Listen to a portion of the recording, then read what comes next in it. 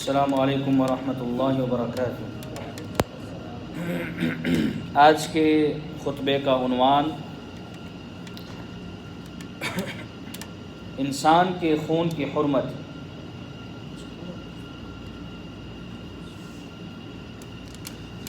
الحمدللہ والصلاۃ والسلام علی رسول اللہ، اما بعد۔ یقیناً تمام تعریفیں اللہ عز و جل کے لیے ہیں۔ ہم اس کی تعریف بیان کرتے ہوئے اسی سے مدد کے طلبگار ہیں اور اپنے گناہوں کی بخشش بھی مانگتے ہیں، اور نفسانیوں برے اعمال کے شر سے اسی کی پناہ چاہتے ہیں۔ جسے اللہ ہدایت عنایت کر دے اسے کوئی بھی گمراہ نہیں کر سکتا، اور جسے وہ گمراہ کر دے اس کا کوئی بھی رہنما نہیں بن سکتا۔ میں گواہی دیتا ہوں کہ اللہ کے سوا کوئی بھی معبود برحق نہیں اور اس کا کوئی بھی شریک نہیں، اور میں یہ بھی گواہی دیتا ہوں کہ محمد صلی اللہ علیہ وسلم اللہ تعالیٰ کے بندے اور اس کے رسول ہیں۔ اللہ تعالیٰ آپ پر، آپ کی آل اور صحابہ کرام پر ڈھیروں درود و سلام نازل فرمائے۔ حمد و ثنا کے بعد، اے اللہ کے بندو، اللہ سے ایسے ڈرو جیسے کہ ڈرنے کا حق ہے۔ اللہ کا ڈر راہ ہدایت ہے اور اس سے روگردانی بدبختی کا راستہ ہے۔ اے اللہ کے بندو، اللہ تعالیٰ سے ڈرو اور یاد کرو اس دن کو جب تم اس سے ملو گے۔ فرمانے باری تعالیٰ ہے، بے شک ہم نے تمہیں ایک عنقریب آنے والے عذاب سے ڈرایا ہے، جس دن آدمی دیکھے گا جو کچھ اس کے ہاتھوں نے آگے بھیجا تھا، اور کافر کہے گا اے کاش میں مٹی ہو گیا ہوتا۔ اللہ تعالیٰ مزید ایک اور مقام پر ارشاد فرماتے ہیں، جس دن مال اور اولاد نفع نہیں دے گی مگر جو اللہ کے پاس پاک دل لے کر آیا۔ اے اللہ کے بندو، بلا شبہ اللہ تعالیٰ نے اس زمین کو ٹھیک ٹھیک بنا دیا ہے اور اس کی مزید اصلاح کے لیے اپنے رسولوں کو بھی بھیجا اور ان پر کتابیں بھی نازل کی اور واضح دلائل عطا کر دیے۔ تو جنہوں نے ہدایت لینی تھی لے لی اور انہوں نے گمراہی کو ترک کر دیا، یہ لوگ اصل میں ہلاکت سے بچ گئے، کیونکہ انہوں نے ایمان اور اسلام کو غنیمت جان کر قبول کیا اور پھر انہیں توحید اور سنت کی وجہ سے مزید اکرام بخشا گیا۔ بلا شبہ یہ اللہ کا فضل گزشتہ لوگوں پر عظیم اصلاح کی شکل میں واضح ہوا۔ اسی اصلاح کو قائم و دائم رکھنے کے لیے انہوں نے محنتیں کی، حق والے کو حق دیا اور برا سلوک اختیار کرنے اور زمین میں فساد کرنے سے وہ ڈرتے رہے،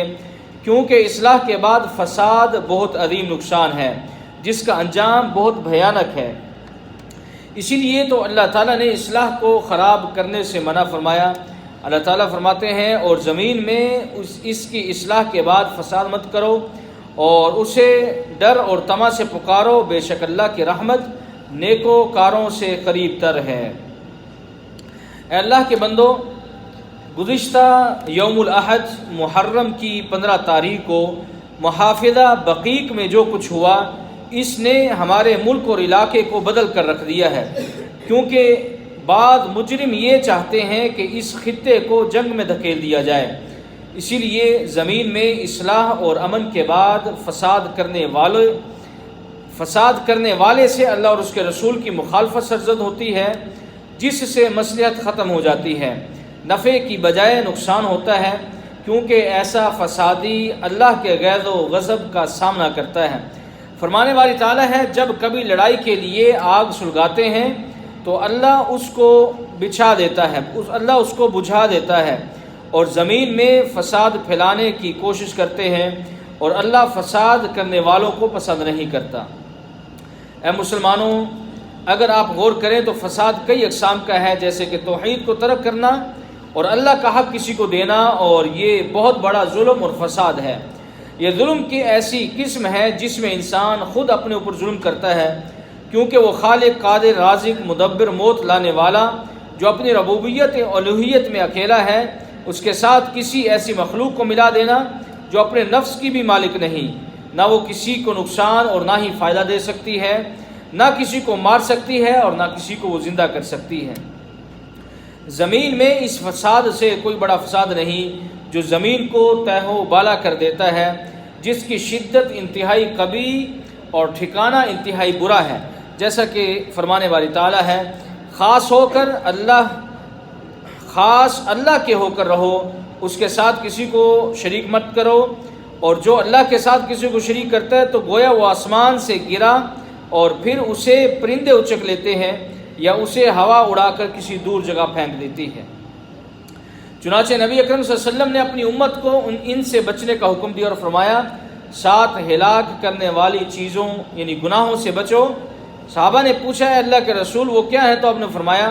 اللہ کے ساتھ شرک کرنا، جادو کرنا، کسی ایسی جان کا ناحق قتل کرنا جسے اللہ نے حرام کیا ہے، سود کھانا، یتیم کا مال کھانا، لڑائی کے موقع پر پیٹھ پھیر کر بھاگنا، اور بھولی بھالی پاک دامن مومنہ عورتوں پر تہمت لگانا۔ اسی لیے یہی وہ عمل ہے جو لعنت، عذاب، جنت میں دخول سے مانے ہے۔ اسی سے ایمان ناقص ہو جاتا ہے اور انسان شیطان کے راستے پر چل نکلتا ہے، اور شیطان اس کے لیے شرک اعمال کو خوبصورت بنا دیتا ہے، یہاں تک کہ وہ نیکی کو قبیح جاننے لگتا ہے، سرکشی میں اندھا ہو جاتا ہے، معروف کو منکر سے ڈھانپ لیتا ہے اور وہ اپنے فساد کو اصلاح سمجھنے لگتا ہے۔ یہی نفاق کی نشانی ہے۔ منافق اسی کو ہی کہتے ہیں جس کے بارے میں ہمیں اللہ تعالیٰ نے خبر دی ہے، اور جب انہیں کہا جاتا ہے کہ ملک میں فساد نہ ڈالو تو کہتے ہیں کہ ہم ہی تو ہیں جو اصلاح کرنے والے ہیں، اور جب انہیں کہا جاتا ہے کہ ملک میں فساد نہ ڈالو تو کہتے ہیں ہم اصلاح کرنے والے ہیں۔ اس آیت کے تناظر میں امام ابن جریر رحمہ اللہ فرماتے ہیں ان منافقوں کا فساد برپا کرنا یہ تھا کہ اللہ تعالیٰ کی نافرمانیاں کرتے تھے، جس کام سے اللہ تعالیٰ منع فرماتا تھا اسے کرتے تھے، فرائض ربانی ضائع کرتے تھے، اللہ تعالیٰ کے سچے دین میں شک و شبہ کرتے، اس کی حقیقت اور صداقت پر کامل یقین نہیں رکھتے تھے، مومنوں کے پاس آ کر اپنی ایمانداری کی ڈینگی مارتے تھے، حالانکہ دل میں طرح طرح کے وسوسے ہوتے تھے، موقع پا کر اللہ کے دشمنوں کی امداد و اعانت کرتے تھے، اور اللہ کے نیک بندوں کے مقابلے میں ان کی پاسداری کرتے تھے، اور باوجود اس مکاری اور مفسدانہ چلن کے اپنے آپ کو مصلح اور صلح کے حامی جانتے تھے۔ اے اللہ کے بندو، فساد کرنا گویا اللہ کے ساتھ کفر کرنا ہے، اور یہ بہت بڑی نافرمانی ہے، اور جس نے زمین میں اللہ کی نافرمانی کی یا اللہ کا حکم دیا تو گویا یا اس کا حکم دیا تو گویا اس نے فساد میں حصہ ڈالا، کیونکہ زمین و آسمان کی اصلاح اطاعت میں ہے، جیسا کہ حضرت قتادہ وغیرہ اور دیگر سلف مفسرین رحمہ اللہ نے ذکر کیا ہے۔ اے اللہ کے بندو، اللہ سے ڈرو اور اللہ اور اس کے رسول کی اطاعت کرو تاکہ تم پر رحم کیا جائے۔ فرمانے باری تعالیٰ ہے، اور جو کچھ تجھے اللہ نے دیا ہے اس سے آخرت کا گھر حاصل کرو، اور اپنا حصہ دنیا میں سے نہ بھول، اور بھلائی کر جس طرح اللہ نے تیرے ساتھ بھلائی کی ہے،